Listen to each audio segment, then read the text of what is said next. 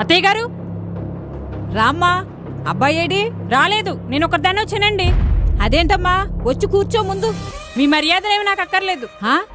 ఎప్పుడు అత్తయ్య గారు అని తిరిగేది నా మీద కారాలు మిరియాలు నూరుతుందేంటి? ఆ బ్యాగ్ ఏంటమ్మా?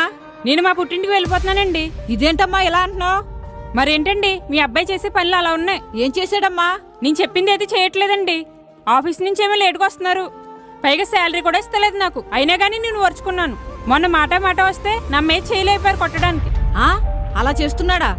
ఇక్కడుంటే నా మాట వినట్లేదనే కదా వేరే చోటుకు వెళ్ళాం ఇద్దరం. అక్కడ కూడా వినట్లేదండి. ఏం చేయమంటారు? అందుకే మా పుట్టింటికి వెళ్ళిపోతున్నాను. పుట్టింటికి వెళ్ళడం అంటే చిన్న విషయం కాదమ్మా. అక్కడ పెళ్లి కావలసిన 2 అన్నయ్యలు ఉన్నారు. నువ్వు వాళ్ళ ఇంటికి వెళ్ళావనుకో, భర్తను వదిలేసి వచ్చి ఇంట్లో ఉంటుందంటే అన్నయ్యలకు పెళ్లిళ్ళు జరుగుతాయా?